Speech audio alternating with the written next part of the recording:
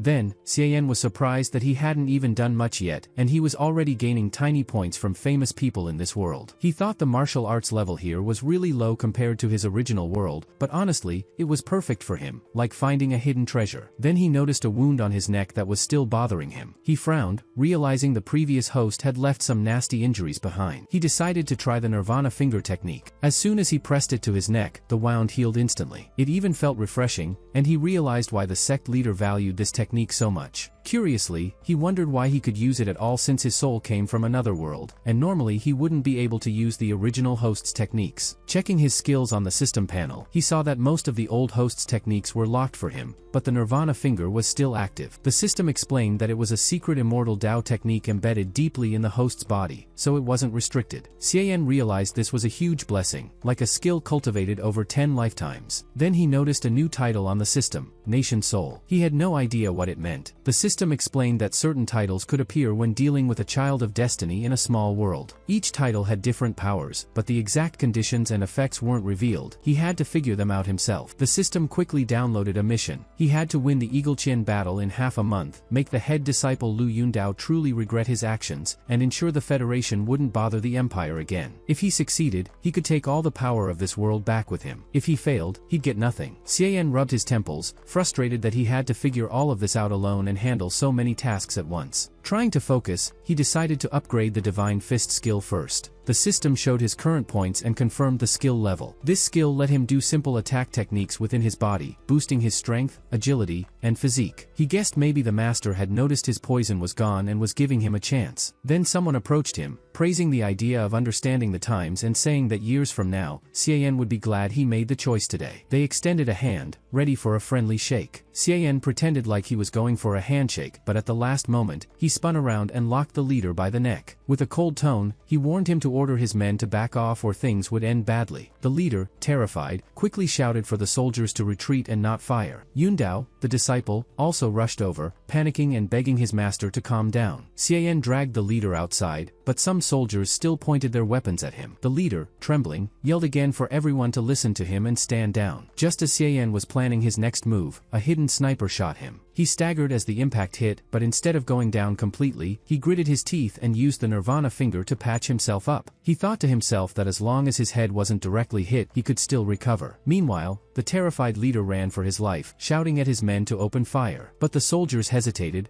clearly shaken. The leader cursed at them, saying Xian was just some outsider who knew a bit of martial arts. Right then, Xian lifted an entire car above his head. With a smirk, he admitted the Divine Fist skill might not match his original world standards, but after upgrading it, the strength boost was incredible. He hurled the car aside, forcing everyone to scatter. The system chimed in, showing a flood of hatred points flowing in. Xian's eyes lit up. This was exactly what he wanted. Pumped up, he rushed straight at the soldiers. A sweeping kick sent over 10 of them flying like ragdolls, and then his Iron Mountain palm smashed into the next group, leaving dozens more rolling on the ground, dazed and unable to fight back. But the sniper wasn't done yet. From a distance, bullets hit Xian's back again, and the sniper cheered, thinking he had finally finished him. Xian collapsed for a moment, but then, with sheer willpower, he forced the bullets out of his body using his inner energy. He stood tall once more, glaring in the direction of the fleeing leader. The leader, now in complete panic, couldn't believe what he was seeing. To him, Xian looked like some unstoppable martial artist from Legends. Explosions echoed in the distance as Xian charged forward again, knocking soldiers aside like they were nothing, his focus locked entirely on the leader. He swore the man wouldn't escape this time. As Xian unleashed his divine crushing palm, the leader screamed desperately for help. Right before the strike landed, Lu Yundao, the disciple, jumped in and took the blow head-on. He winced, shocked at how much power his master's palm carried, admitting that it was beyond anything he had imagined. Xian's eyes turned cold. He called Yundao a traitor, acknowledging that his disciple's training was impressive and nearly at completion level, but still lacking foresight. With one more strike, he sent Yundao flying across the field. Just then, several massive figures stepped into view. The moment the Federation leader saw backup arrive, his face lit up with relief, and he quickly ordered them to surround Xian and capture him. Xian, however, wasn't impressed. He admitted to himself that while ordinary firearms were already tricky for this body to handle, if those modified humans all attacked at once, things would get messy. Retreat was the smartest choice. Without hesitation, he jumped straight into the ocean. Before disappearing under the waves, he threw back a warning, saying he would return. The soldiers shouted in alarm and rushed to send boats after him. Meanwhile, Lu Yundao clutched his injured arm in pain. He couldn't believe his master had struck him so hard. Was this the legendary divine martial realm? Another officer scoffed, saying it was nonsense. In his eyes, Xian was no legendary figure, just a man who got lucky and managed to escape like a stray dog. If he had been a little slower, the Federation's modified humans would have crushed him easily. To prove his point, the officer pointed to a terrifying robot, half machine, half weapon, with a steel blade for one hand and a cannon for the other. The robot knelt, aimed, and on the officer's command, unleashed a storm of firepower. Yundao collapsed in fear, stuttering as he watched the machine's destructive power. The officer proudly explained that their Federation's weapons weren't just powerful in attack but also unmatched in defense. And not only that, they had special gear designed for soldiers that surpassed even these machines. The robot stopped firing, only to be ordered again to show more of its might. It blasted the sky until it turned crimson, and even nearby boulders exploded into rubble. Yundao, witnessing this terrifying display, realized even the so-called divine martial realm couldn't compete with such destructive force. The Federation leader then turned to him, praising him for earlier and saying the Federation wouldn't forget his loyalty. He promised that if Yundao accepted modification, he would not only recover his injured arm but also gain even greater strength. Yundao looked down at his arm, torn between fear and temptation, until finally he muttered his agreement.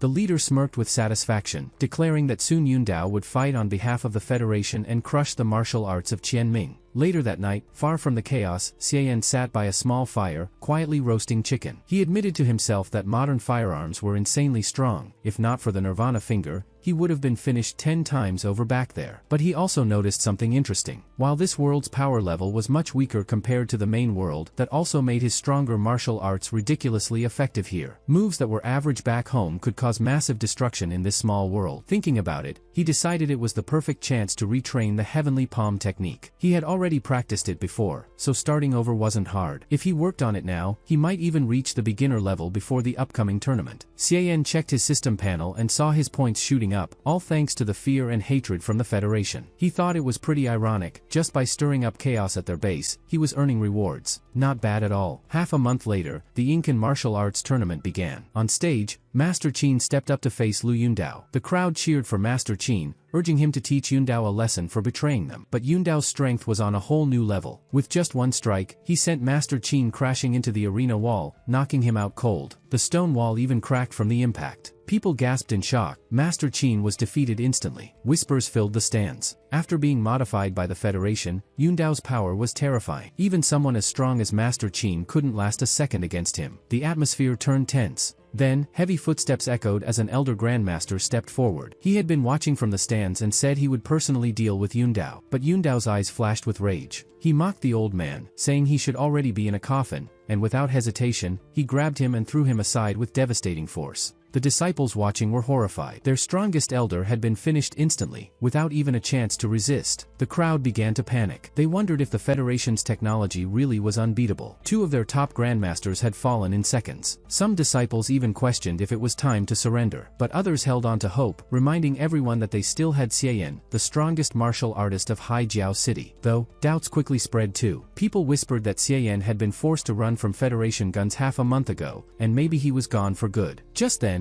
a firm voice cut through the crowd, calling it all ridiculous. Xiaoyan's words were clear. Facing hundreds of enemies and countless weapons had never made him afraid. Everyone turned in shock. There he was, Grandmaster Xiaoyan himself, standing tall in the arena. Yundao froze, stunned to see his master. Meanwhile, Xiaoyan glanced at the fallen elders, his expression heavy. He admitted to himself that in chasing points to upgrade the Nirvana finger, he had arrived too late to save them. Still, he swore to carry their will, to defeat the Federation, reclaim their land, and restore their empire's strength. Their sacrifice would not be in vain. As Xiaoyan stepped forward, soldiers quickly raised their weapons at him. But the Federation leader signaled them to hold fire. Smirking, he said it was better this way. Let the people put their hopes on Xiaoyan. That way, when he fell, their despair would be even greater. In the arena, Xiaoyan stood before Yundao and told him to take a good look at what he had become. Was this really the path he wanted? Yundao clenched his fists, his voice strained. He said he knew there was no turning back now. The only thing left was to fight his master with everything he had. With that, Yundao leapt into the air, launching a powerful punch straight at Xiaoyan. Xiaoyan moved like lightning, dodging Yundao's strike and twisting around to grab his arm, slamming him hard onto the stage. He shook his head, almost disappointed, saying Yundao was just throwing around brute strength without any real skill, forgetting all the techniques he once taught him. But Yundao wasn't done. He pushed himself up with a burst of force, flipping back to his feet so quickly that someone in the crowd joked it looked like breakdancing. Landing firm, the ground cracked under his weight as he charged again. His fists flew nonstop, but no matter how fast he attacked, Xiaoyan slipped past every move with ease. Calmly, Xiaoyan reminded him that true mastery wasn't about raw strength, it was about technique. Yundao laughed, saying things had changed. Before, he couldn't even touch his master. But after being upgraded by the Federation, he felt unstoppable, claiming half a month of modifications had matched Xiaoyan's 25 years of training. Xiaoyan wasn't impressed. With a cold scoff, he unleashed his divine ice palm straight into Yundao's chest. The impact was so strong it sent him flying into the weapon's rack, smashing it into splinters. Groaning in pain, Yundao clutched his stomach, while Xiaoyan told him he'd lost the humility of a real martial artist, and that he'd truly disappointed his master. Seeing this, the Federation leader panicked and tossed a gun toward Yundao, telling him to use it. The disciples erupted in outrage, calling it shameless.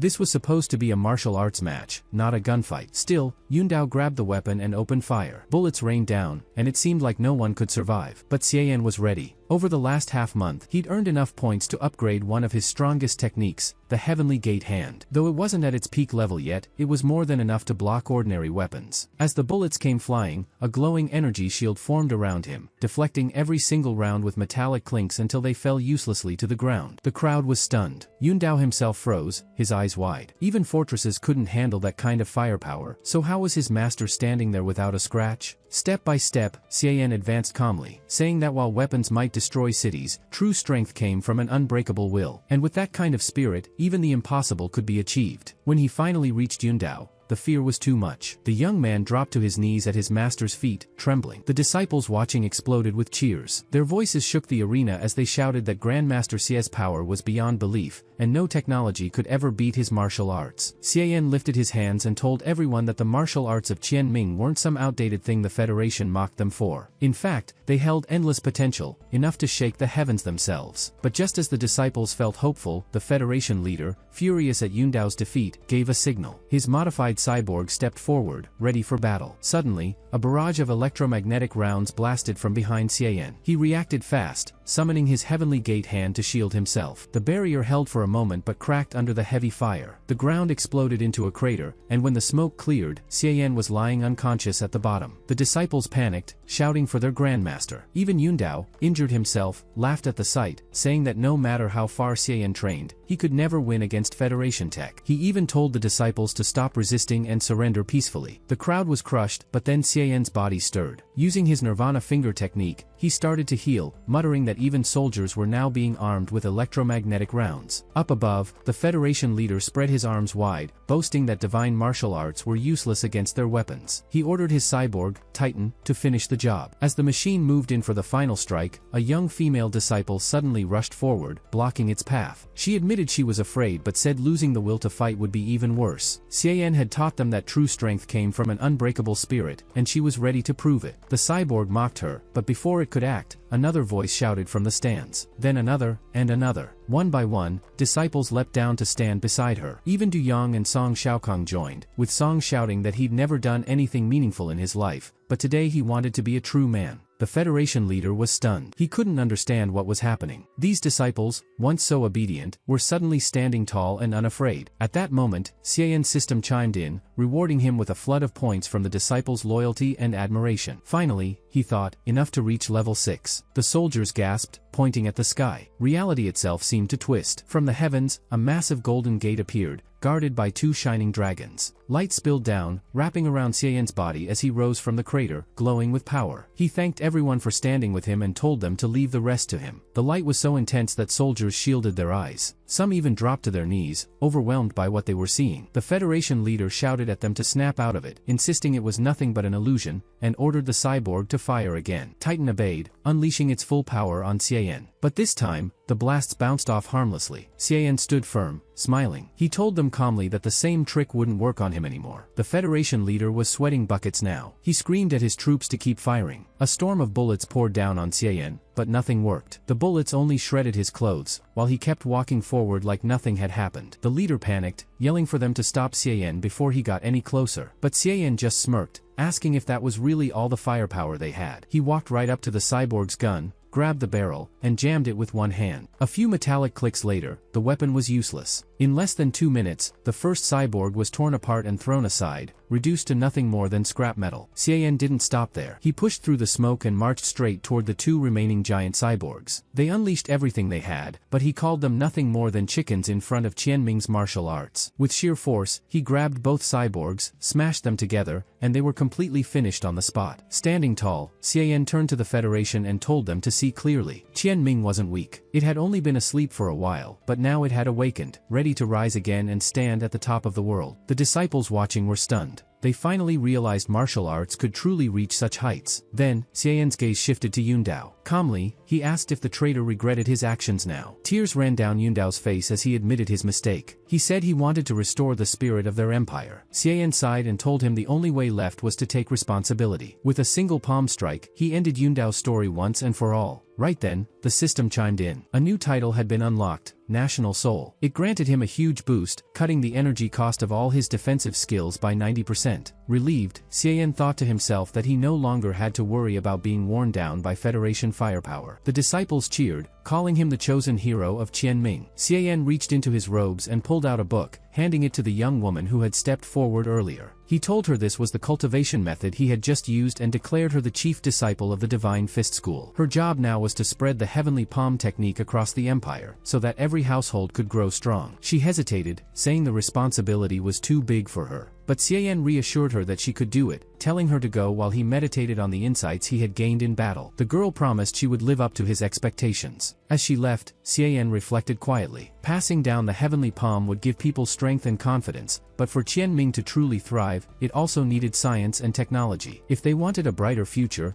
they either had to develop it themselves or seize it from the Federation. Xian wondered what kind of path this world would choose in the days ahead. The Federation commander was getting updates from the lab. They just confirmed that Xian could use some strange energy to put up a shield around his whole body. Impressive, sure, but the commander reminded everyone that they weren't here to admire it, they needed a way to counter it. When their special bullets hit him, the energy shield dropped to about 75%. The scientists figured just a few more hits would break through. The commander quickly gave the order, send in 10 modified cyborg fighters to surround and pressure Xian. If that wasn't enough, they'd send even more. To the Federation, this man was a huge problem that had to be dealt with. Back at the base, soldiers were gathering. The commander explained that this wasn't just any ordinary opponent. Xian had already taken down squads of soldiers and cyborgs at the Incan martial arts competition. That's why High Command had sent in 10 powerful Thunder-class cyborgs. They couldn't afford to underestimate him. But before the commander even finished talking, the ground shook and massive rocks came crashing down from above. Soldiers scattered in panic, but some weren't quick enough and got trapped under the rubble. The commander froze, realizing what was happening. Xian had already arrived. He stepped out casually, almost teasing them, greeting the Federation like old friends. The soldiers shouted for everyone to open fire. Bullets flew, but they bounced right off his body like pebbles. Xian just walked forward calmly, acting like it was nothing. He even joked about the lack of background music in such a big showdown. The soldiers were stunned, whispering to each other, was he even human? Or some kind of advanced machine himself? Xian smirked and started humming a tune, saying it fit the moment perfectly. Just then, the Federation's Thunder-class cyborgs finally arrived,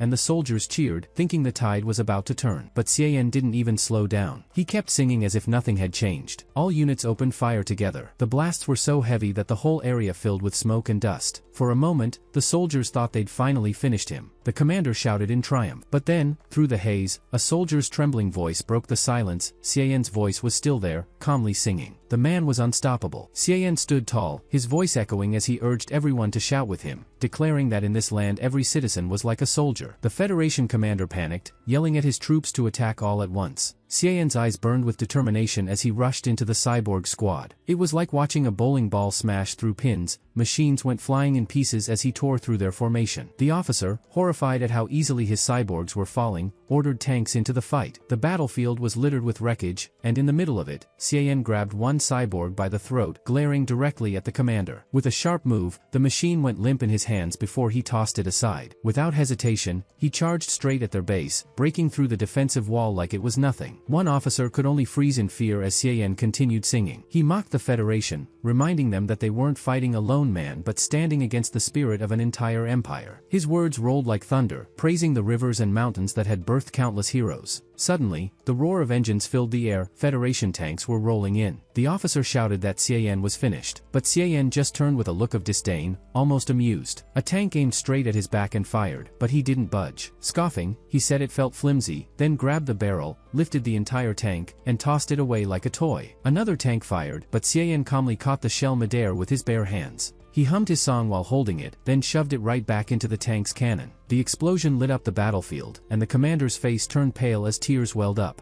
To him, this wasn't a man, it was something unstoppable. When Xian finally finished his song, he looked around and made it clear, the Federation was wrong. This wasn't their base. This was Qianming's land, and they weren't welcome here. On behalf of his people, he told them to get out. By the time the dust settled, the High-Jiak city base was in ruins. The cyborg army was nothing but scattered wreckage, and the Federation's proud stronghold had been torn apart. But inside the main command center, the higher-ups were furious. One officer slammed his fist on the controls and ordered the Air Force to send bombers loaded with incendiary weapons. Their only mission, target Xian and drop everything they had on him. Meanwhile, Xian's system pinged like crazy. Fear points were pouring in from every terrified soldier who had witnessed his display. He thought to himself that the show was worth it. Without this kind of overwhelming power, he wouldn't have gained so much. But he also knew this wasn't the end. The Federation was too powerful to back down so easily. This war could drag on for years. For now, though, he reminded himself of the promise he'd made. The body he now inhabited came with a mission, to protect the Qianming Empire. And if that meant cutting off every single attempt the Federation made to stretch into their territory, then so be it. Behind Xian, a soldier's body lay motionless. He was about to leave when loud sirens suddenly blared through the base. Looking up, he saw aircraft heading straight toward him, an airstrike. He smirked to himself, realizing the Federation wasn't done yet. Since their ground troops couldn't handle him, they were now relying on bombers. The problem was, he had no cover left. Everything around him had already been destroyed. Instead of panicking, Xian clenched his fist, his eyes shining with excitement. He wanted to see whose strength was greater, the Federation's missiles or his own punch. As the bomb dropped, he swung at it head-on. The officer watching from the base was stunned. At first, it seemed like the strike was a dud, but right after that thought crossed their minds, the bomb exploded with a deafening roar. Flames and smoke engulfed the battlefield. From within the inferno, Xian staggered out, half joking that he shouldn't have been so cocky. He admitted he couldn't fully block missiles with just his body yet. The blast had drained all his energy and even destroyed his strongest defensive technique, the Heavenly Gate Hand, which was supposed to cut 90% of incoming damage. Luckily, he still had the Nirvana Finger, a skill that let him heal and restore energy. Without it, he would have been finished right there. Inside the Federation Command Center, the officer monitoring him couldn't believe his eyes. Xian was still standing. Furious, he gave the order to launch another round. This time, it wouldn't just be one missile but a full carpet bombing. Xian looked up at the sky, shocked to see dozens of bombs raining down at once. He couldn't believe the Federation was willing to destroy their own base just to finish him. He knew that under this kind of strike, even with healing, he might not last. For a moment, he thought about retreating back to the main world, frustrated that his trip would end as a waste. He admitted to himself that showing off just to gain more points had clouded his judgment. But then, something unexpected happened. His system displayed a new achievement. The title National Soul had been unlocked. It explained that by protecting the Empire's land and standing against invaders, he had earned a massive boost. All his defensive skills now consumed 90% less energy and had double the power. With this, everything changed. Running was no longer the plan. His Heavenly Gate Hand was now twice as strong, and with Nirvana Finger constantly regenerating his strength, he realized he had become nearly unstoppable in this small world. Just as this realization sank in, the sky lit up again. A barrage of bombs fell, swallowing Xian in a sea of fire. The Federation's commander burst into laughter, convinced Xian had been reduced to nothing in the firestorm. He bragged that not even ashes would remain of someone who dared oppose them. But his grin vanished instantly. Out of the flames stepped Xian, clothes torn to shreds, his body glowing with power. The commander froze, his face pale, then bolted for the underground base. Even as he ran, he tried to convince himself it wasn't over, that the Federation would bounce back after analyzing Xian's abilities. Meanwhile, Xian scanned the area and quickly figured out where the commander was hiding. With one crushing punch, he shattered the ground above the base. The earth cracked open, debris flying everywhere. Deciding it wasn't deep enough, he struck again, blasting open the underground entrance. Without hesitation, Xian stepped inside. The commander, trembling and desperate, sprinted through the halls but couldn't escape. Tears ran down his face as he stammered in fear, asking what kind of being Xian even was. Xian calmly told him his time was up and ended it with a single punch. The system immediately chimed in, mission complete, reward granted. Xian was stunned. He hadn't even finished unifying the Qianming Empire or directly confronting the Federation's homeland. How could it already be over? The system explained, by wiping out the Federation's military base and eliminating their supreme commander, he had changed the destiny of this world. Martial arts would now rise above science, and the Federation would no longer dare to set foot in Qianming. Frustrated, Xian argued with the system, begging to stay longer. He still wanted more points, more time to grow his influence, but the countdown had already begun to pull him back. After his departure, the world itself shifted. The Federation's technology weakened year by year, crumbling into obsolescence. Meanwhile, the Qianming Empire flourished as martial arts reached new heights. The dream of martial power suppressing firearms became reality, and with their united strength, the empire eventually swept aside the Federation completely. Liang Min, who was now acting as the head of the Divine Fist School, was busy when a disciple suddenly rushed in calling him Grandmaster. Liang Min frowned and reminded him not to call him that. The disciple quickly explained that their third senior brother had led the Qianming Empire's army into battle against the Great Eagle Federation, and the Federation had surrendered. overpowered. Liang Min was stunned but overjoyed. Another disciple added that with his skills being the strongest in the empire, he truly deserved the title of Grandmaster. Liang Min joked about his own techniques, then told them all to train harder. Meanwhile, in a quiet room, Xian lay unconscious. Liang Min visited him, speaking softly, telling him the good news, that the empire was finally safe, and no one would ever dare push them around again. Night fell, and far away in the demonic love sect, Xian's spirit returned to his body. He slowly opened his eyes, took a deep breath, and thought about how he had stood like a pillar, guiding his people and showing the world the empire's strength. He wondered how the Qianming Empire was doing now and if Liang Min could lead them back to the top. Still, he couldn't help but complain to the system, wishing he had stayed longer to completely deal with the Federation and collect more points. Checking his system panel, he saw his stats and grinned. Over 600 points this time, not bad at all. Then he noticed something else. He had actually brought back a special title, National Soul. It made his defenses nearly unbeatable. Laughing to himself, he joked about how being invincible felt a little too lonely. Just then, a sharp smack landed on his back. He spun around, annoyed, only to get hit again in the stomach, sending him flying. Groaning, he thought miserably about how he had just powered up, and already someone was testing him. A woman walked up slowly. It was Qin Shinzi. She looked at him curiously and asked what kind of training he had done. She said she had used 40% of her strength, but he didn't even flinch. Xian realized that explained everything. Qin Shinzi's strength was on a completely different level, far beyond what anyone in a small world could handle. Even with her holding back, her power was overwhelming. Standing before him, Qin Shinzi looked serious. Xian nervously asked what she was planning, but she simply replied she was just curious. Lately, her husband had become so unpredictable that she felt she couldn't quite figure him out anymore. Xian sighed in relief, thinking she probably wasn't out to challenge him. She was just shocked by how fast he'd grown. Xian pushed himself up and faced Qin Shinzi. He faked a couple of coughs and teased her, saying if anyone was unpredictable, it was her. Qin Shinzi looked confused, but Xian closed his eyes and started acting dramatic, hinting about long nights and whether he was too eager to run back to the sect master's side. She warned him to be careful, reminding him that the Grand Elder might make a move anytime, and told him to just stay close to the sect master. Trying to play innocent, he insisted he was just a humble follower and that there was nothing between him and the sect master. He even joked, asking if she was jealous. Then, with a playful grin, he swore that she was the only one in his heart. Qin Shinzi, however, thought to herself that her husband had gotten sharper and harder to fool lately, with a much smoother tongue than before. She hinted that maybe his sudden cleverness came from a lack of ability. Xian quickly shot back with a cheeky remark, telling her she should know best whether he lacked ability or not. Qin Shinzi narrowed her eyes, saying he was trying to trick her, but she wasn't so easy to fool. Inside, Xian admitted she was right about one thing. His current strength still wasn't enough to stand against the Grand Elder, and the sect master really was his biggest support. Looking at his system, he saw he had over 500 points left, and his Nirvana finger skill was already at level 3. The ability could heal almost any injury or illness, though its power would weaken in higher level worlds. It had cost him 140 points just to get it to level 3, and the upgrade didn't seem all that different. He wondered if it was enough to heal the sect master, and if not, how many points would level 4 require. He decided not to rush. Since time flowed differently between the pocket world and the main world, he thought it would be better to wait a day or two before going back. That way, he could come up with a believable excuse, maybe say the ancestral master had appeared in his dreams and guided him to help the sect master. Soon after, he arrived at the scripture pavilion, where the transmission elder was standing guard. This was someone Xian hadn't really met before, other than the sect master and the 4 great elders. The elder looked a bit short, but after seeing the sect master's token in Xian's hand, his attitude changed.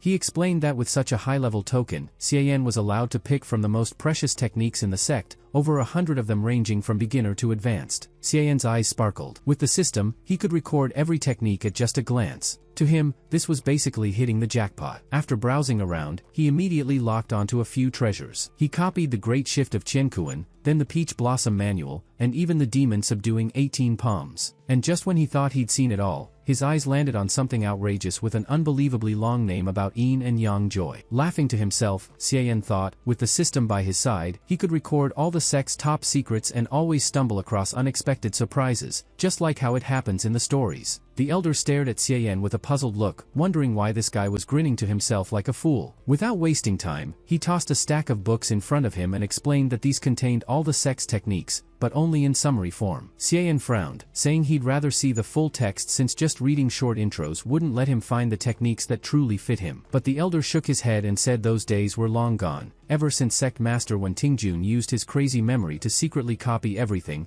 no one else was allowed that chance. Xiayan cursed in his heart, annoyed at Wen Tingjun for ruining things for future disciples. Still, he forced a smile and told the elder that when it came to martial arts, of course he wanted the strongest ones, especially the pre-heaven techniques. As he flipped through the list, he noticed the Sand Maiden scripture and the Joyful Union secret art, both powerful but only for women. He sighed dramatically, saying what a pity it was that such treasures were wasted on him. Then he stumbled on something different, the flower between fingers swordplay, a rare pre-heaven technique created by Wen Tingjun himself. It could shoot sword energy straight from the fingertips, exactly the kind of offensive skill Xiayan lacked. He laughed to himself, thinking this technique sounded a lot like the legendary Sixpulse divine sword. Still, it felt perfect for him. The elder was surprised at his choice but admitted it suited him, saying with a face like his, no other male disciple in the sect was more qualified. The technique, however, had a unique requirement. It could only be cultivated if the practitioner was constantly surrounded by beautiful women, influenced by their presence until their true energy transformed into flower between fingers true qi. Xiayan nearly cried just thinking about it. The sect master only met him occasionally. Qin Shinzi was way too dangerous to rely on, and other female disciples avoided him because of his messy conflict with the Grand Elder. The manual even said he needed at least 5 women around him, the more the better. He sighed, imagining beauties walking away one by one, leaving him all alone. The next morning, at the sect master's residence, she suddenly noticed her wounds had healed completely. Even the bed had shattered from the energy overflow. Shocked, she asked if he had been holding back before. Xiayan, crawling out of the wreckage with a pitiful face, swore he wasn't hiding anything. He explained that the ancestral master had been appearing in his dreams, guiding him to breakthroughs with the nirvana finger. The sect master, convinced, smiled and said he had indeed suffered a lot, and since he had helped her so much, she was willing to give him a reward. Xiayan quickly asked for guidance on cultivating the flower between fingers swordplay. The sect master's eyes lit up, saying there was actually a place perfect for training that technique, Jiangling City, at a business run by the third elder. To his surprise, it turned out to be a brothel. But she reassured him, saying the third elder stayed neutral in sect politics and wouldn't cause him trouble. In fact, she hinted that Xiayan held a certain special value for the third elder, though she didn't explain what that meant. Still, she warned him that the real danger wasn't the training, it was the Grand Elder. If she decided to make a move against him outside the sect, even the sect master wouldn't be able to protect him. Xiayan, however, just smiled faintly and said he already had a plan in mind. The sect master was surprised when Xiayan said he already had a plan. He explained that he had come across a new book that was gaining popularity. The story was about a strict master, kind of like Abbess Miju, who secretly had forbidden feelings for her female disciple and even dreamed of being treated like a servant under her. Xiayan quickly brushed it off, saying the story was too messy to explain. He reminded the sect master that she had already been accused once before when a book called A Compassionate Wife's Heart came out, and now another book was circulating under the name Chu Nam's Lily Rhapsody. The sect master, flustered and blushing, admitted she had seen it. Xiayan quickly reassured her, saying of course he didn't read such dramatic stuff himself, but he had heard people talking about it. He believed the rumors naming her as the author were just false claims, probably someone trying to frame her. He mentioned that the supposed writer went by the pen name Dai Ha Hu, and there were wild guesses about who it could really be. Some said it was Ji Yuntao from the Taishan sect, a man praised for being handsome and admired by many young women, but actually a hypocrite. Others claimed it was Hongling Daoist from the Extreme Bliss Palace, hiding behind a fake name. Xiayan teased that the book first showed up near the Heavenly Buddha Temple, joking that maybe the monks there weren't as pure as they looked. Soon after, copies spread across the Taishan sect, the Extreme Bliss Palace, and finally the Demonic Love sect. Because the story made so many obvious references, the Grand Elder became furious and stormed out, vowing not to rest until this mysterious Dai Ha Hu was dealt with. Xiayan, however, laughed to himself. What did any of this have to do with him? With that thought, he entered the brothel, a lively place known as an earthly paradise. The atmosphere really did feel perfect for practicing the flower between fingers swordplay. Inside a private room, he sat down until a voice called out, asking if he was Xiayan. It turned out to be Yu Xuanji, the third elder of the sect. She explained that the sect master had already written to her about his request. Normally, she would have just sent her people to handle something so small, but her curiosity made her want to meet him in person. Yu Xuanji was stunning, and her every move carried an effortless charm. She even pointed out that he wasn't actually a eunuch, despite the rumors floating around. Xiayan quickly laughed it off, joking that while he might be tall and good-looking, he wasn't nearly enough to make the sect master fall for him. Then he cheekily added that the elder was sharp to notice everything at a glance, and he could tell she understood men well. He even teased that she probably had far more charm than Qin Shinzi. The third third elder only smiled, admitting he wasn't wrong. She said she stayed neutral in the sect, neither siding with the Grand Elder nor fully supporting the sect master. She offered him protection inside her territory, Di Qingguan, but warned that this came with one condition. When Xiaoyan heard that there was a condition, he immediately asked what it was. He remembered the sect master had once said he was useful, but never explained how. For a second, his mind went wild, thinking maybe the third elder wanted something way too personal because she practiced a certain technique. He even pictured himself being completely devoured by her and quickly blurted out for her not to come closer. The elder just laughed softly, saying he was overthinking. She explained that her disciples practiced a lower-level art called the emotionless decree, which was linked to her main technique. To grow stronger, her disciples had to challenge men in what she called an emotional battle. If they won and managed to plant feelings in their opponent's heart, their strength would rise quickly. She then looked at him seriously and said he was special, handsome, rare, and possessing an untainted body. For her disciples, having him as their training partner would be worth more than hundreds of ordinary men. Hearing that, Xiaoyan finally relaxed. He laughed, made an okay gesture, and said he was fine with it. The elder warned him about the risk though. If he lost and let someone plant feelings inside his heart, he would be tied to that person, obeying them completely. Xiaoyan waved it off, saying he already knew. He bragged that in matters between men and women, he had never lost. He was used to being chased, not the other way around. Standing tall, he even praised the elder for her beauty and said her disciples must all be stunning too. Fighting such a battle with beautiful women? Even if he lost everything, he joked it would still be worth it. He even pointed at the romantic words written on his fan to prove his point. The elder couldn't help but smile, saying he was truly living up to his reputation.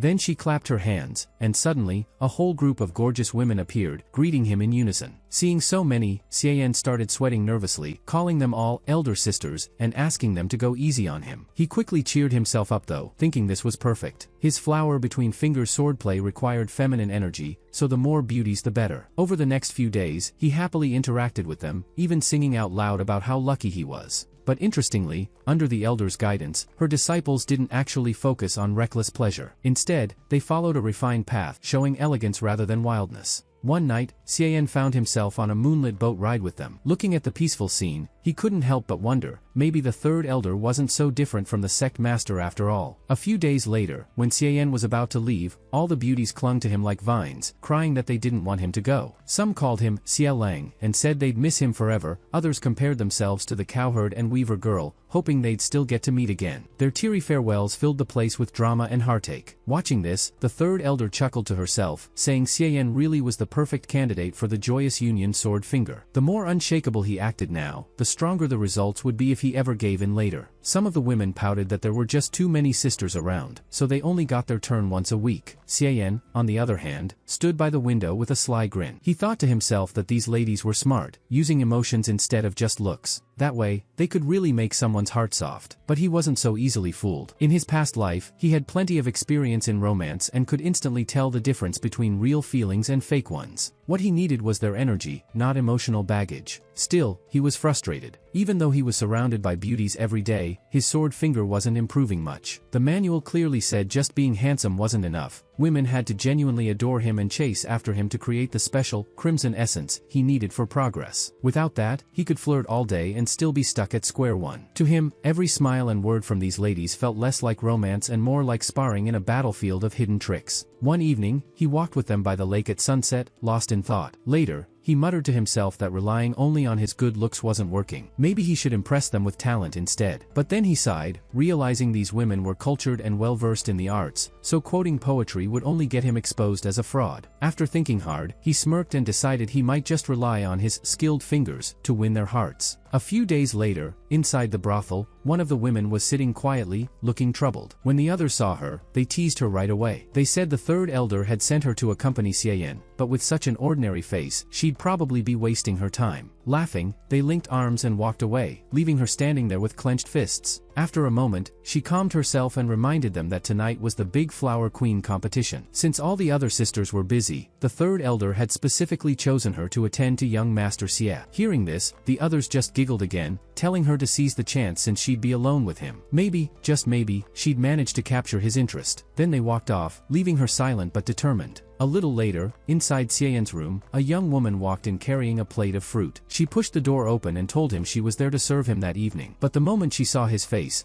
she froze like she'd been struck by lightning. Xiaoyan, standing by the window, turned around and calmly asked if they had met before since she didn't look familiar. Startled, she dropped the plate. Fruits scattered everywhere, and while bending down to pick them up, her foot landed right on a banana. The banana squished, and she slipped hard. In her mind, she hoped Xiaoyan would reach out and catch her in a graceful moment. But reality wasn't that kind. Xiaoyan just stepped aside, letting her fall. The room echoed with a loud thud. The poor girl lay face down on the floor, quietly sobbing. Xiaoyan placed a hand gently on her head and asked if something was bothering her. He teased lightly that it was rare to see someone trained in martial arts be so clumsy. That broke her composure, and she suddenly burst into tears. Through her tears, she confessed that she really wanted to join the boat party that night, but compared to the other sisters, she felt her looks weren't good enough. Even her guqin playing felt old-fashioned and lacking spirit, so she wasn't qualified to go. Xiaoyan looked at her closely and said she actually had nice features, but the area between her eyebrows made her look less striking. He told her she probably already knew she didn't quite match the others. In his eyes, she seemed more like a brave heroine than a delicate young miss. Then he sighed, saying it was like a precious gem hidden under dust, such a waste. Hearing that, she quickly asked what she could do. Xiaoyan raised 2 fingers and said he had a way to help her shine. If she followed his method, she wouldn't just attend the festival but also make the other girls jealous. The girl was shocked, not expecting such words. That same evening, the boat festival began. Lanterns floated in the night sky, and the waterways were crowded with people waiting for the show. On one boat, a stunning woman played a stringed instrument and sang in a soft voice. Men on the riverbanks cheered and praised her, calling her Fairy Keela from the House of Affection. They admired her beauty, her music, and her graceful presence. Every year, the House of Affection, Cloud Rain Pavilion, and other famous places in Jiangling City organized this grand boat festival. Courtesans would perform on boats passing under the Rainbow Bridge, showing their talents. A man shouted his love for Fairy Keela, while another fierce-looking guy swore that anyone who threw flowers for her that night was his sworn brother. Then an announcer on the bridge explained that whoever admired a certain beauty could buy flowers for her, and the one with the most flowers would be crowned Jiangling's flower queen. Fairy Keela stood up, holding her instrument, and thanked everyone with elegance. Meanwhile, on another boat, another beauty appeared, dressed in fine clothes and glittering jewels, dancing with graceful movements. Whispers spread among the crowd. That was Fairy Meng Tang. Fairy Meng Tang's dance was mesmerizing. The crowd went wild. Some guys were even so overwhelmed their noses started bleeding. Others teased them, saying just a while ago they were swearing loyalty to Fairy Keela. Talk about being fickle. But honestly, no one could blame them. With so many beauties around, it was hard to stay focused on just one. 2 men nearby whispered to each other, saying tonight's festival was totally worth it. Everywhere they looked, it was like clouds of pretty faces and gentle maidens like rain. They agreed that the House of Affection seemed unbeatable. Their girls were skilled in music, chess, calligraphy, and painting. Everyone was sure the Flower Queen would come from their house. The only suspense was whether it would be Fairy Keela or Fairy Meng Tang. But suddenly, on another boat, the atmosphere changed. A group of ragged, rough-looking men jumped onto the deck where a young woman sat alone. Frightened, she asked what they wanted. One of them smirked and claimed they were disciples of the so-called demonic sect and that they'd caught themselves a righteous fairy. The woman declared boldly that she was Xie Daowan, a cultivator from the righteous path. She stood firm, saying she would never give in to their ways. The onlookers on the shore started whispering in surprise. Some thought she was really the famous descendant of Fan Xinjai, the righteous grand ancestor, known for defeating many bad sect disciples. But then others laughed and pointed out that it wasn't her at all. It was actually Fairy Qingyu, the top courtesan from the Cloud Rain Pavilion, acting out a scene. They finally recognized her, realizing she was putting on a performance. On the boat, the actress playing Xie Daowan looked roughed up, her clothes in disarray, as the bad sect disciples mocked her. They told her she wasn't untouchable anymore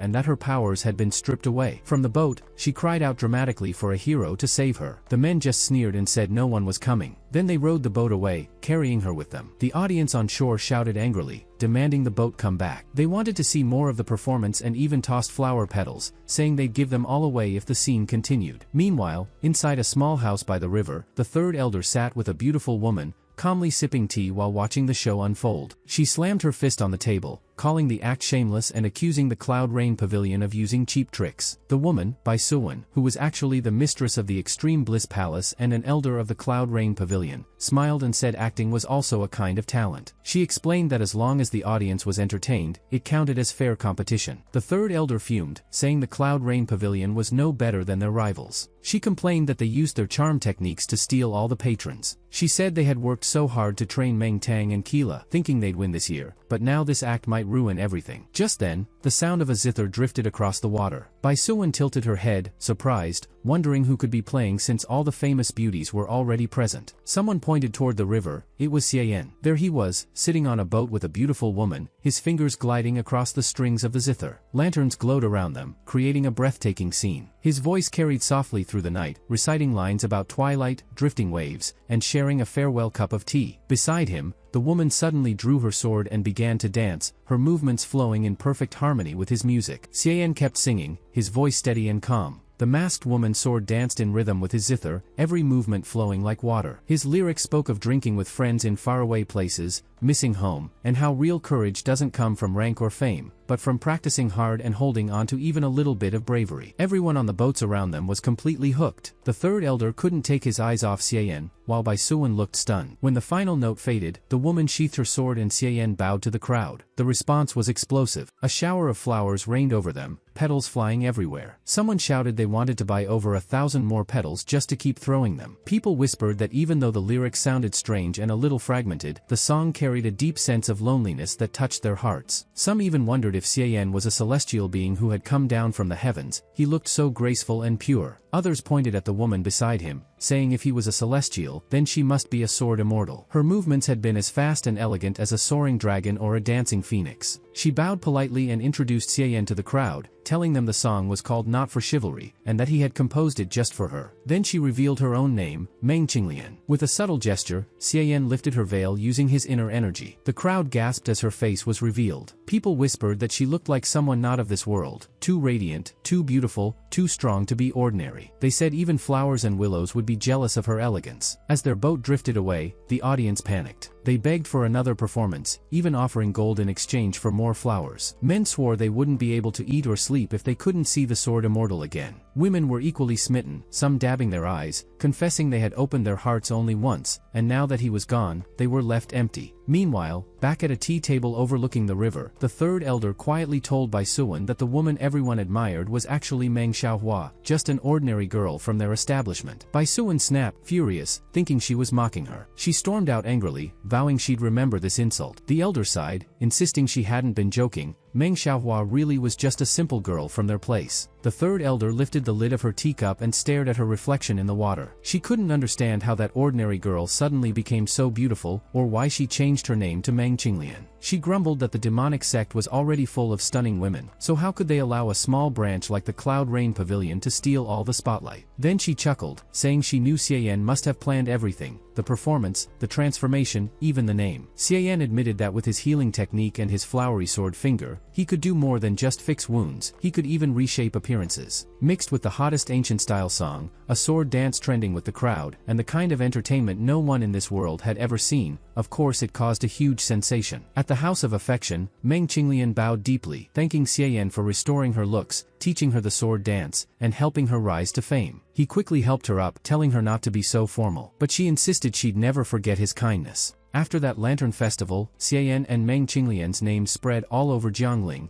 and they became the dream couple in everyone's hearts. Some women were so smitten they practically went mad. One girl even set up a portrait of Xiaoyan in her home, lighting incense for him every day, thinking he had already passed away. Xiaoyan couldn't help but joke that cosmetic surgery had basically become a weapon of mass infatuation. Soon, the entire establishment was in chaos. Beauties crowded around him, tugging at his clothes, begging him to fix their flaws. Others wanted him to teach them singing and dancing, or even compose songs just for them. Luckily, Xiaoyan came from a modern era filled with endless idols, so his sense of style was way ahead of the young ladies of this world. They called him magnificent, especially as he began creating more ancient-style idols, one after another, each with their own unique charm. Some girls even started kneeling before him, dramatically calling him their evil master. Life at the House of Affection became a dream. Xiaoyan wrote poems, painted, gave advice to the third elder, and created personalized performances for the ladies. Before long, the House of Affection completely outshone the Cloud Rain Pavilion, and his reputation spread across Jiangling. To the outside world, he wasn't just admired, he was adored, and all that admiration brought him a flood of points. One day, Xiaoyan tested his flowery sword finger. He raised 2 fingers, released his energy, and the edge of a table sliced clean off. He grinned with joy. After days of hard work, he had finally mastered the basics. But there was one problem. Because all the energy in his body had shifted into flowery qi, his overall cultivation had actually dropped a level. Xiaoyan checked his system panel.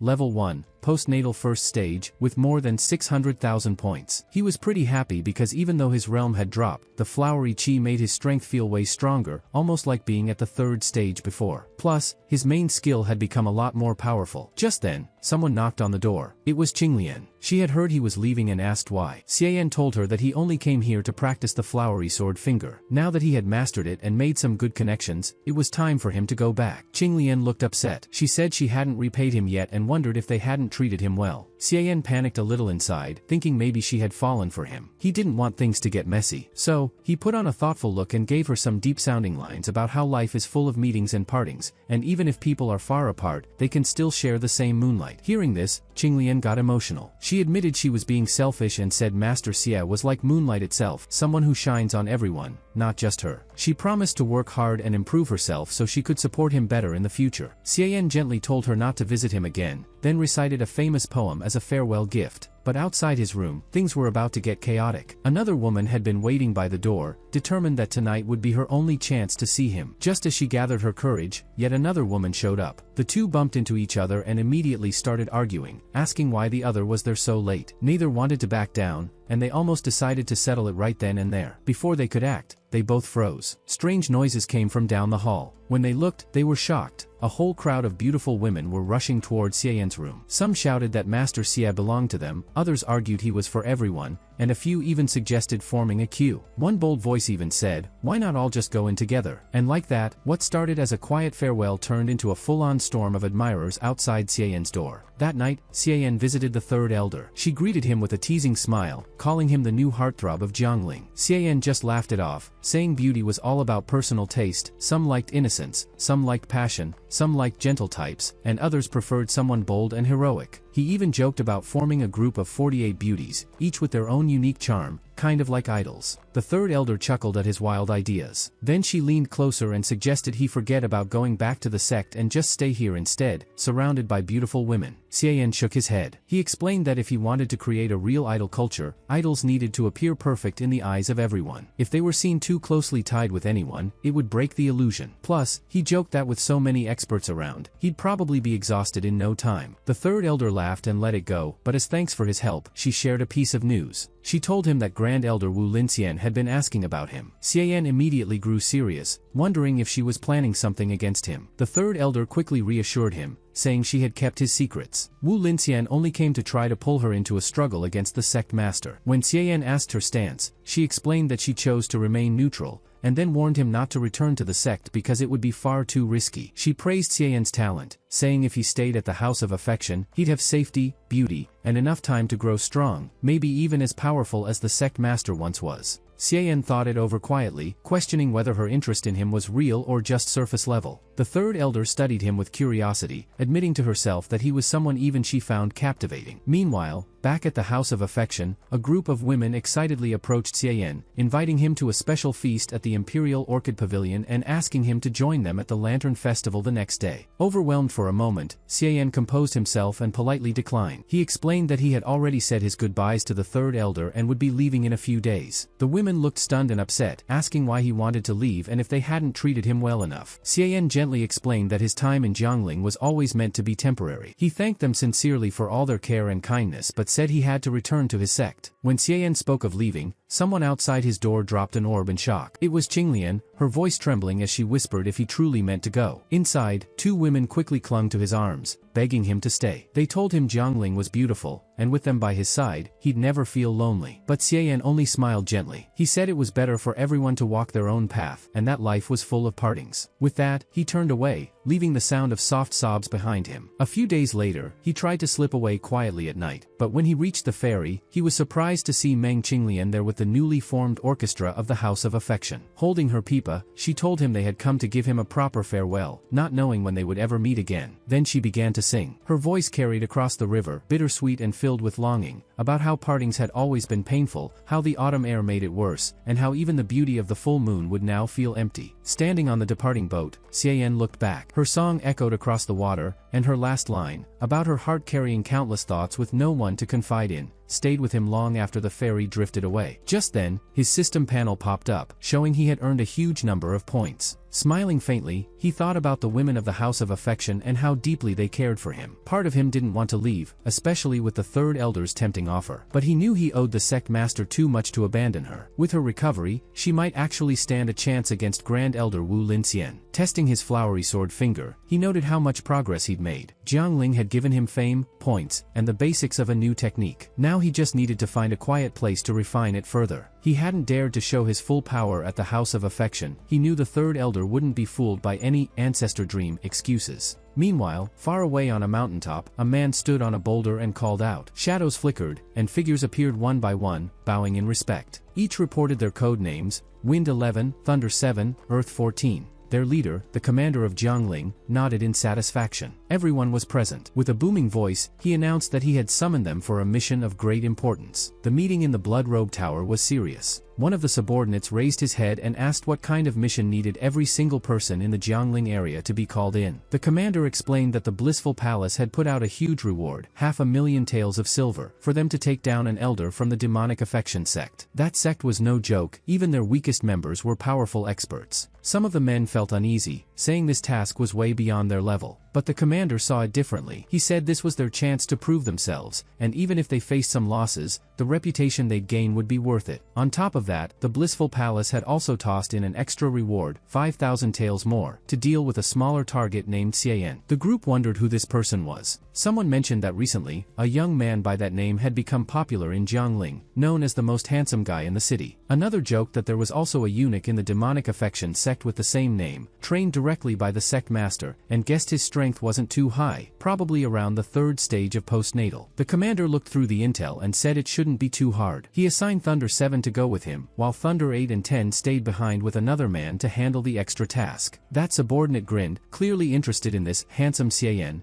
and thanked the commander for letting him stay. The others laughed, teasing him about his strange tastes, since he was known for playing around too much. Meanwhile, somewhere deep in the forest, Xian himself was sitting by a small fire, practicing a skill called the flowery sword finger. With one move, a beam of sword-like energy shot out, sharp and powerful. He smiled to himself, thinking how amazing it was that the first level of this skill only cost him 10 points. At his peak, he could stretch the energy out a full chi, about a third of a meter, and regular sword skills could never block it. But soon, the power sputtered out. He sighed, realizing his energy drained way too fast. At his current level, he couldn't even keep it going for half a minute. Curious, he opened his system panel. It showed his stats. He still had over 600 points left. Without hesitating, he tapped upgrade. The system reacted instantly, and he felt a wave of power rising inside him. His realm jumped straight to the third stage of postnatal. Excited, he tested the flowery sword finger again. With just one strike, rows of tall ancient trees split apart cleanly. Xian's eyes lit up. This skill was insane. Not only had it boosted his cultivation, but if he could maintain a 3-meter sword aura, he could probably fight evenly for an hour without tiring. Smiling, he slashed at an even thicker tree, and the sharp crack that followed made it clear. This power was on a whole different level. Xian's strike cracked through the air, and he couldn't help but smile. The sword aura appeared instantly. It was sharp, clean, and finally free from his body. He muttered to himself that this move felt a lot like the legendary 6 Meridian Divine Sword. The system screen popped up in front of him. It showed his remaining points, just over 450 now. His new skill, Flower Between Fingers Swordplay, had reached level 2. The effect was amazing, instant sword aura. But Xian wasn't exactly happy. Level 2 had eaten up 200 points, which was way more than he expected. Still, it had boosted his strength a lot, pushing him straight to the third stage of postnatal. He guessed half the cost had gone into raising his cultivation. Not stopping there, he pressed upgrade again. A wave of energy surged through his body, so intense that he let out a cry. When it calmed down, his points had dropped to barely 50 left, but his skill had reached level 3. The new ability was incredible. His sword chi could now bend and move as he wielded, following his intent. Even better, his cultivation had skyrocketed to the 6th stage of postnatal.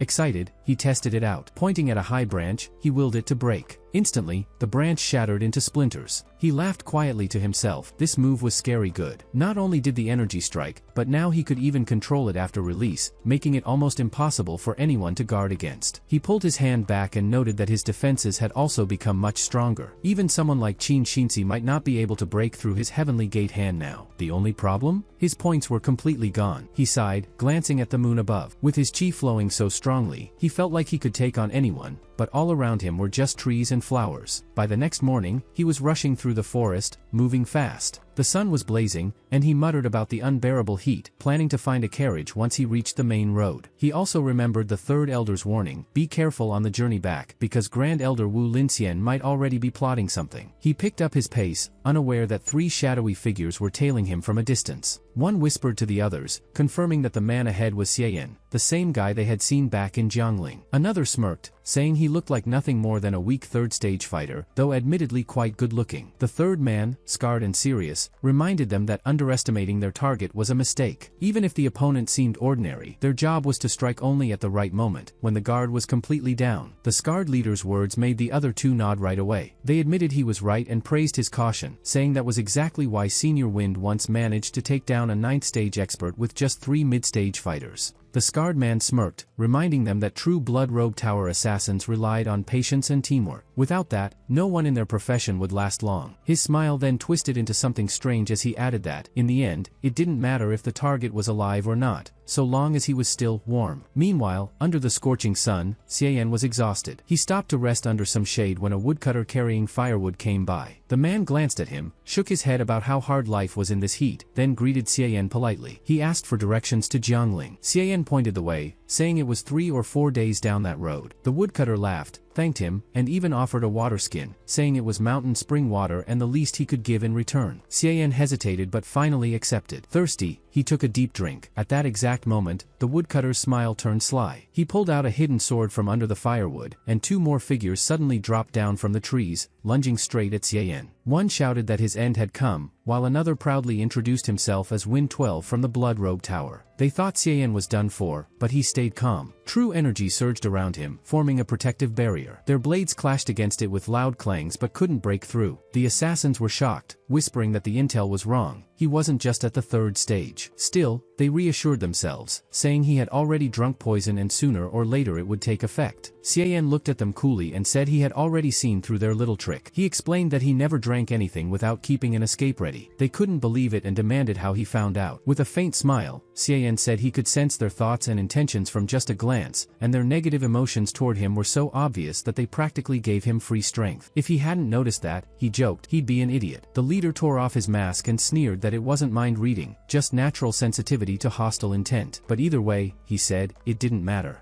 If the trick failed, he'd just let Xiayan experience the end directly. He charged in with his sword, but Xiayan casually deflected the strike and followed with a sharp backhand using his godly fist, smacking him aside. The other 2 panicked and attacked from behind with their weapons, thrusting again and again, but none of their strikes could break through his defenses. Xiayan unleashed the returning tide strike of the godly fist, sending 2 attackers flying backward. The bald leader laughed, thinking he had finally seen through Xiayan's strength. He noted that Xiayan's true chi was indeed strong, maybe at the 6th stage, but apart from his heavenly gate hand, he relied only on basic moves. His plan was simple, wear Xiayan down. No energy lasted forever, and when it ran out, Xiayan would be finished. The 3 assassins charged in again without hesitation. But the truth was, in the Qianming world, Godly Fist was unmatched. Here, though, Xiayan couldn't even use a fraction of its real power. Still, the difference in skill between this world and his old one was too big. Their attacks bounced harmlessly off him. To Xiayan, their strikes felt crude, almost laughably weak. The bald leader barked orders, telling his men to attack from different angles, one to go low, another to strike from the side. He was already certain Xiayan wouldn't last. Xiayan smirked at that, repeating his words, "Dead man, you say?" Then he raised 2 fingers and unleashed his flowery sword finger technique. In an instant, one assassin froze, his grin fading. He fell, life cut off just like that. Xiayan looked calmly at the scene and said, "That's what I call a dead man." The bald leader was stunned, accusing him of hiding his real cultivation, saying only a Xiantian-level fighter could have that kind of power. Xiayan tilted his head, reminding him how arrogant he had been just moments ago. Angered, the bald man shouted out the name of his technique and charged again. At the same time, the remaining assassin, furious at losing his sworn brother, screamed Wind 12's name over and over. In rage and despair, his body suddenly began to swell. Xiayan was shocked, realizing too late what was about to happen. With a thunderous boom, the man self-detonated. Xiayan quickly leaped back, muttering that thankfully his body was sturdy enough to take such blasts without much trouble. Seeing things turn bad, the bald man lost his nerve and ran. Xiayan chased after him, teasing him not to run, calling him brother. The bald man muttered while running that he had underestimated Xiayan, but swore no one had ever caught him in this forest. Xiayan didn't let up, striking him hard enough to send his body crashing into the distance. Even then, the man still spoke arrogantly, saying that the blood robe tower always finished the job and there would be a next time. But Xiaoyan, standing tall on a broken ancient tree, coldly told him there would be no next time. The bald man lay on the ground clutching his injuries while Xiaoyan walked over, sword pointed down. He demanded to know why the blood robe tower was after him. The man turned his head away, saying nothing, and even scoffed that Xiaoyan should just finish him instead. Xiaoyan frowned, reminding him that he had even healed him once, so why repay kindness with this kind of betrayal? Still, the man stubbornly refused to answer. Xiaoyan's expression darkened. He told the man he was being too merciful, and that these fingers of his could easily make someone wish for a quick end but not grant it. Fear flickered in the man's eyes as he stammered, asking what Xiaoyan planned to do. A moment later, Xiaoyan gave him exactly that, a taste of something worse than defeat itself. Xiaoyan didn't let the guy rest easy. He would hit him, then heal him, only to repeat the process again and again. The man couldn't take it anymore and begged Xiaoyan to just put an end to it. After half an hour of this non-stop torment, Xiaoyan casually teased him with silly questions like, "What's 1,000 minus 7?" clearly just messing with his head. Finally, the man broke down. He admitted everything. He revealed that they were from the Blood Robe Tower, one of the most mysterious groups in the Great Han Empire. Their leader was someone known only as Elder Bliss, an extremely powerful figure, almost at the peak of cultivation. The tower itself had 4 ranks: Heaven, Earth, Wind, and Thunder, with each level showing the strength of its members. This particular man was called Wind 12, belonging to the 5th stage. He explained that their current mission wasn't even mainly about Xiaoyan. Their real target was someone from the demonic love sect, and going after Xiaoyan was just part of the side plan. Elder Bliss was preparing for a bigger move, aiming to take advantage of the inner chaos inside that sect. Hearing this, Xiaoyan asked him about the strange slogan, Heavenly Demon Bliss, Earthly Hell Rebirth, and also wanted to know about the explosive technique one of the assassins had used earlier. At first, the man hesitated, clearly nervous, but eventually admitted that it was a special cultivation technique unique to their group, called the Heavenly Demon Bliss Technique. It allowed members to recognize each other, confirm rank, and prevent outsiders from spying on them. Xiaoyan pressed him further, asking if anyone who learned this technique could technically join the Blood Robe Tower. The man reluctantly confirmed it was true. As for the self-detonation earlier, he explained that it wasn't some intentional secret move. His ally had simply lost control of his energy, which caused the blast. Xiaoyan nodded like it made sense. The man, desperate to survive, swore he wasn't lying. But then Xiaoyan leaned closer with a mischievous grin and said he wanted to learn that technique himself. The man quickly agreed, almost too eagerly. By nightfall, both of them were sitting by a small fire in the forest. The bald man began teaching Xiaoyan the method. Xiaoyan listened carefully but soon frowned, saying it felt incomplete, like the power wasn't being fully tapped. The bald man just shrugged, saying that was all he knew. Just then, the system interface popped up in front of Xiaoyan. He glanced at it and frowned. According to the system, the technique he had just learned wasn't complete at all. The description explained it could boost power for a short time, sense others who practiced it, and even stop someone from exploding by accident. But this was only the most basic version. Xiaoyan looked at the bald man with suspicion and said he clearly hadn't told the full truth. The man, shaking in fear, finally admitted it. He explained the technique was divided into 4 levels: Heaven, Earth, Wind, and Thunder. Only the Tower Master knew the higher levels. The version he had passed on was just the Wind level. Xiaoyan squinted at him. If that was true, why had the man said it was complete earlier? The bald man panicked and tried to backtrack, calling it a misunderstanding. But Xiaoyan wasn't in the mood for excuses. With a sharp move, he ended things right there, leaving the man no more chances to lie. Sitting quietly by the fire afterward, Xiaoyan reflected. If he could somehow learn the full technique, he might even gain control over the entire Blood Robe Tower. That would solve a lot of his problems. But with only an incomplete version, it was dangerous. Using it wrong could actually put him under someone else's control. So he decided, if he couldn't confirm the full technique, he'd rather leave it behind than risk being trapped. But if he did manage to master it, he imagined presenting it to the beautiful sect master in the future, like offering her a grand gift that could shake the martial world. The world he was in was full of powerful sects and endless rivalries. Some experts rose through sheer effort, others through talent or family background. And then there were people like Xiaoyan, who rose thanks to sheer luck. Back then, he was just a mountain boy carrying firewood, until he stumbled upon a mysterious jade pendant. That pendant could unlock incomplete martial arts and even fuse techniques together. It was a legendary treasure passed down through the ages, and with it, Xiaoyan climbed all the way to the top of the martial world. He later founded the Tai Chi sect, making it one of the top 5 sects in the land. He won the support of countless martial artists, had loyal brothers at his side, and even married Hua Longyue, the most beautiful woman in the world. With strength, allies, and and love by his side, his life was complete. For him, sharing a true bond with someone under the moonlight was all that really mattered. Xian always believed his life was perfect, until that one tragic day. While holding a teacup, it suddenly slipped from his hands and shattered. At the same time, he felt a sharp pain in his body, his energy going out of control. He realized something was wrong with the tea. Staring at Hua Longyue, he could hardly believe it. She had poisoned him. Instead of helping, she just smiled with a smug look, enjoying his downfall. Before he could process the betrayal, hurried footsteps echoed, and in walked his sworn brother, Long Xiaotian. But instead of helping, Long Xiaotian revealed that he too had turned against him. Rage and disbelief filled Xian. The two people he trusted most, his wife and his brother, had betrayed him. Long Xiaotian mocked him, reminding him of a careless moment when Xian had revealed the secret of his jade pendant to Hua Longyue.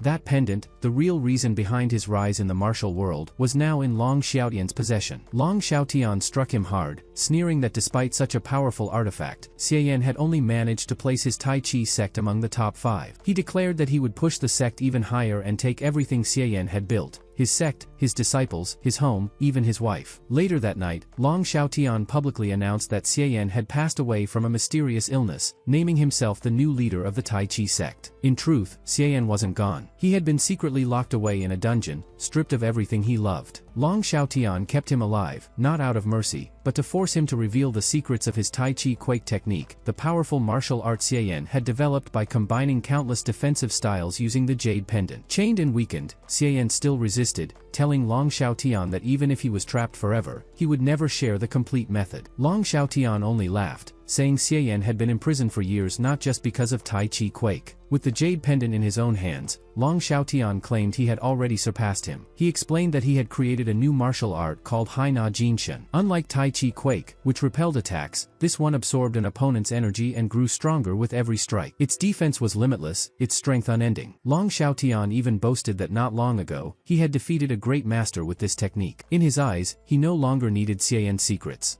Xian was stunned and couldn't believe what he was hearing. Long Xiaotian kept talking, saying it was natural that Xian doubted him. After all, Hong Tongtian, the great leader of Qian Kuan Wu Feng, was known as the strongest person in the world. Even at his best, Xian wouldn't have lasted long against him. Then Long Xiaotian smirked, lifted his hand, and called for a sword. With a loud thud, a strange blade appeared, standing upright on the ground. He proudly explained that this was the Lian Mo sword, a rare treasure from overseas. It was specially made to break through defensive energy, and it only needed the essence of thousands of people to fully awaken. He mocked Xian, saying the sword was originally meant for him, but because he had been too soft-hearted, he never let it absorb enough energy. Long Xiaotian, on the other hand, had no such hesitation. He had already cleared out all of Xian's loyal disciples, and now the whole Tai Chi sect followed only him. Xian, furious, tried to break free from the chains, roaring at Long Xiaotian to stop. But Long Xiaotian only laughed, saying he dared to do anything, even to his sworn brothers, and now, even to him. With that, he drove the sword into Xian's chest. Xian cried out in pain, but Long Xiaotian only leaned closer, whispered mockingly, pulled the sword out, and even slapped him, calling him his good brother. Just then, a woman's voice came from outside, telling Long Xiaotian to be careful not to stain himself because she hated the smell of such things. Hua Longyue walked in, leaned against him, and smiled sweetly. Xian's eyes burned with anger as he called her a traitor, reminding her how well he had treated her. Long Xiaotian wrapped his arm around her and sneered, saying Xian was a fool who never wondered how he had even met her in the first place. That's when Xian realized the bitter truth. One had pretended to be a loyal brother, the other had acted like a devoted partner, but they had both been working together all along. His voice trembled as he cursed them, struggling against the chains like a wild beast, but he couldn't break free. Long Xiaotian laughed at his struggle,